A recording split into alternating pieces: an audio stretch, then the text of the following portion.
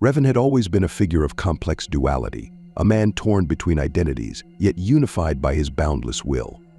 The galaxy knew him first as a Jedi Knight, then as the Dark Lord who rallied countless worlds to his banner. Yet, he was no slave to power or ideology. He bent both the Force and the Fates to his purpose. It was on Malachor V where his legacy cemented itself in blood and destruction, an act that shattered not only the Mandalorians but the fabric of the galaxy itself. Yet that wound remained festering, like a scar upon the Force. Malachor was more than just a battlefield. It was a place of power, where pain resonated eternally.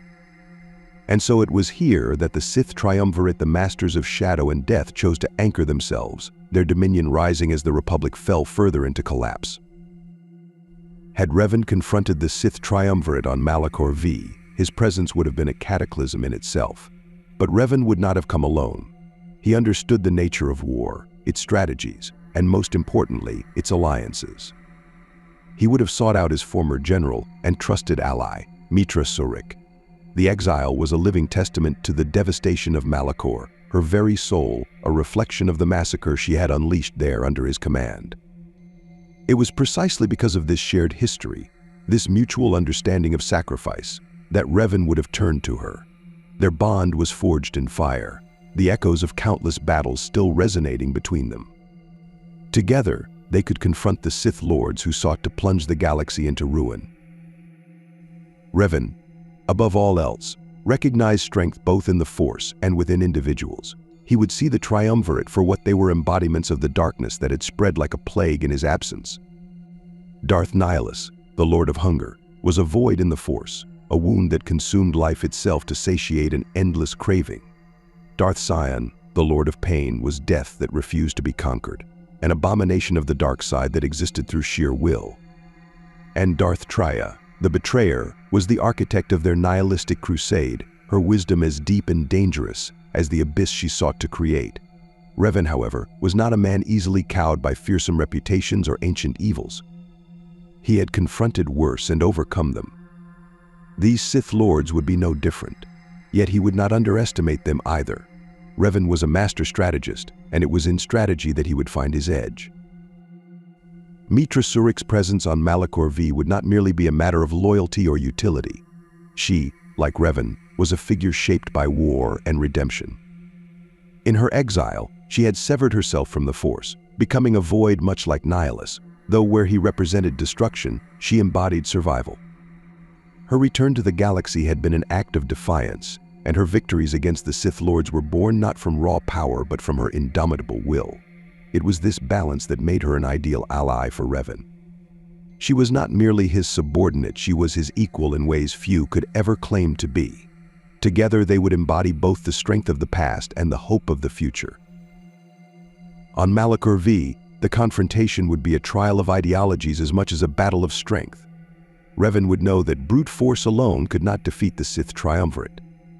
Each of them embodied a different aspect of the dark side, and to defeat them, he would need to unravel the foundations of their power. Nihilus, in his hunger, would seek to devour Revan and Surik, as he had consumed so many before. But Revan's understanding of the force of balance would make him a difficult adversary. Revan had once embraced the dark side, wielding its power without succumbing entirely to its madness. He knew how to shield himself against such corruption, how to resist being consumed by it. And he would recognize in Meetra an even greater weapon against Nihilus.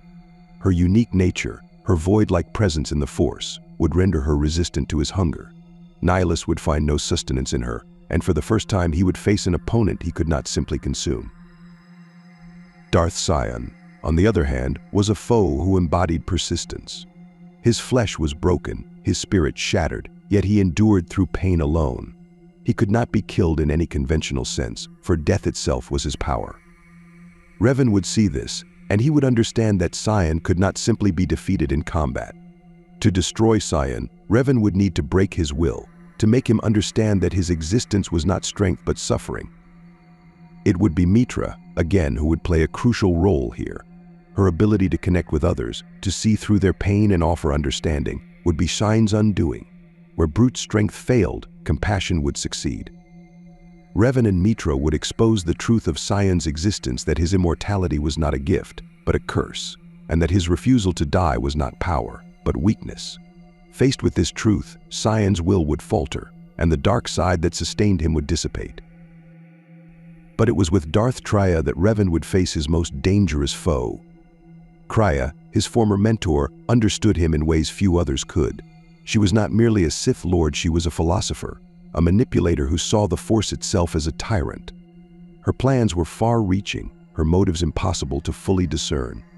It was Traya who had shaped the Sith Triumvirate, her teachings giving rise to both Nihilus and Sion, and it was Traya who would see Revan as her greatest challenge.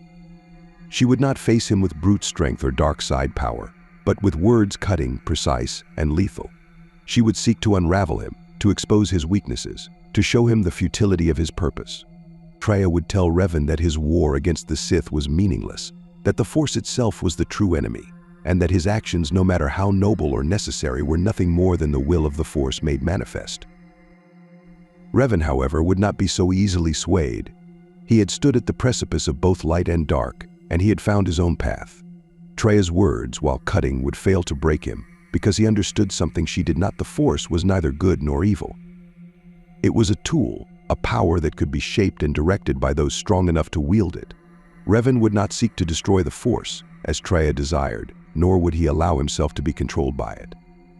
His will was his own, and it was through this will that he would triumph. Meetra Surik, once again, would be the linchpin in this confrontation. She, like Revan, had been shaped by Traya's teachings, yet she had rejected her mentor's nihilism. It would be Meetra who would expose Traya's greatest flaw, her inability to see hope. Traya believed the galaxy was destined for ruin, that the Force was a curse. But Meetra's very existence was proof to the contrary. She had found redemption, she had rebuilt herself from nothing, and she had emerged stronger for it. Together, Revan and Meetra would stand as a testament to the resilience of the light, the strength of redemption, and the power of choice. By confronting the Sith Triumvirate on Malachor V, Revan and Meetra would not merely defeat three powerful Sith Lords. They would break the cycle of destruction that had plagued the galaxy for so long. Malachor, the site of their greatest failure, would become the stage for their ultimate triumph. And in doing so, they would prove that the future was not written in blood or darkness, but forged through the will of those who dared to fight for it. The final confrontation on Malachor V would be more than a battle of strength, and it would be the culmination of everything Revan and Meetra Surik had endured. Their shared experiences of war, sacrifice, and redemption would sharpen their resolve like tempered steel. In facing the Sith Triumvirate, Revan would see the embodiment of the galaxy's greatest flaws: insatiable hunger, unrelenting pain, and cold, calculating betrayal. Each Sith Lord was a distortion of the Force, a living reflection of the suffering left in the wake of endless conflict. It was fitting, then, that Revan and Meetra, products of that same chaos, would be the ones to confront and destroy it.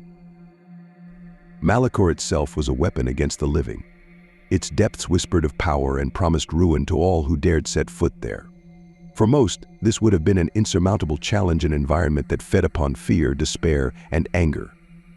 But Revan and Meetra were no strangers to such darkness. They had been forged by it. When the Mandalorian Wars reached their zenith, Revan had stood atop this broken world and given the order that shattered the Mandalorians.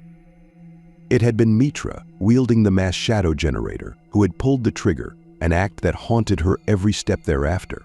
It was this history that gave them the strength to face the Sith Triumvirate here. They were bound to Malachor by fate, yes, but also by choice. And that distinction would be their greatest weapon. Revan would approach the confrontation with his trademark precision.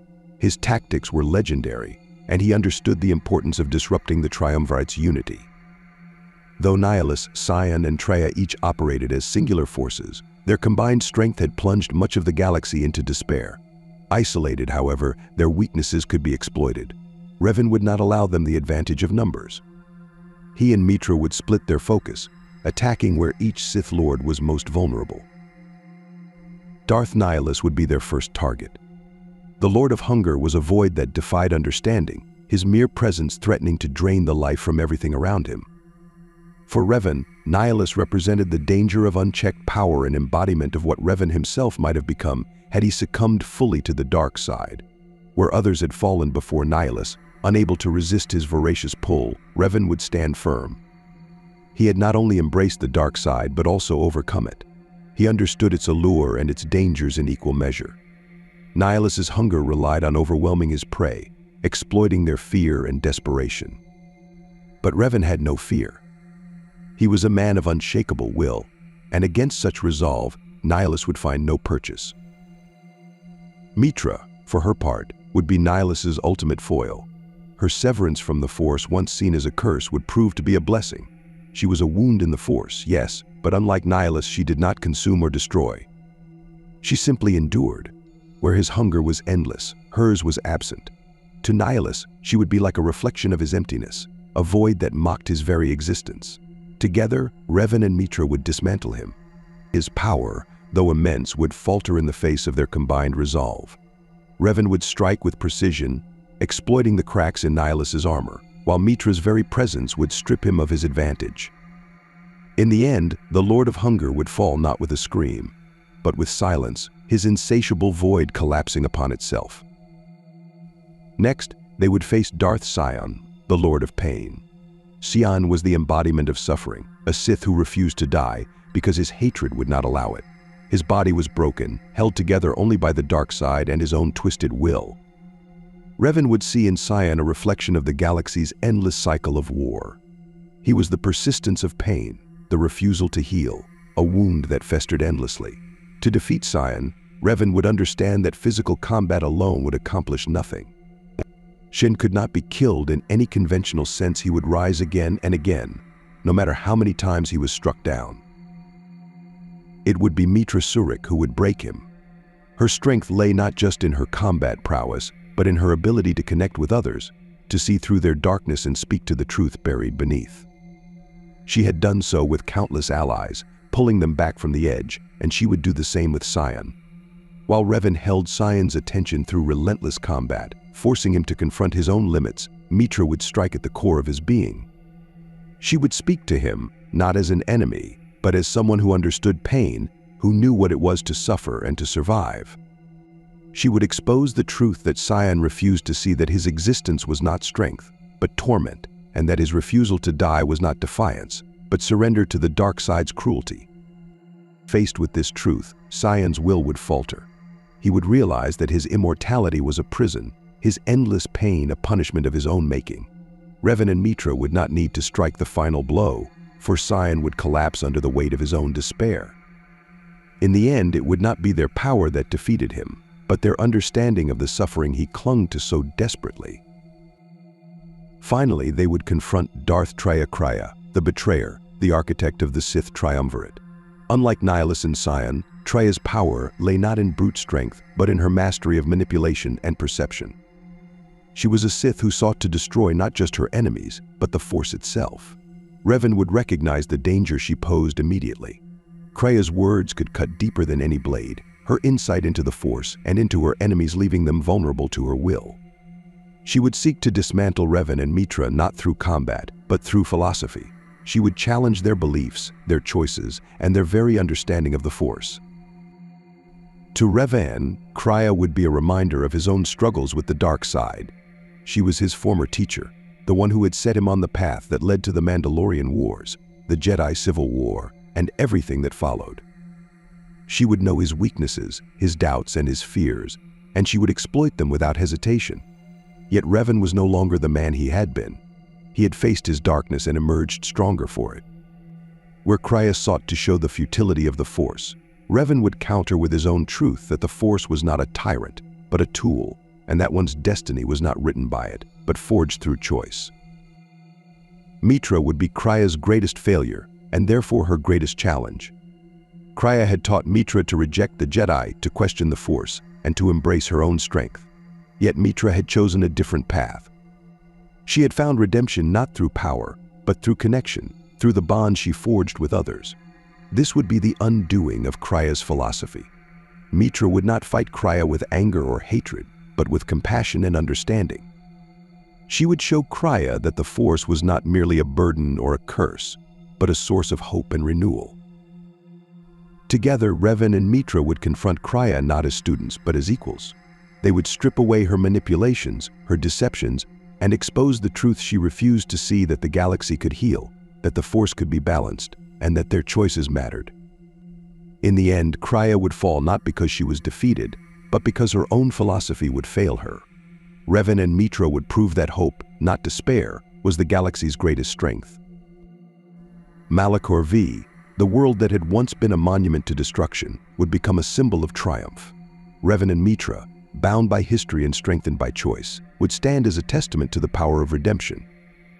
Together they would break the Sith Triumvirate, shattering the darkness that had plagued the galaxy.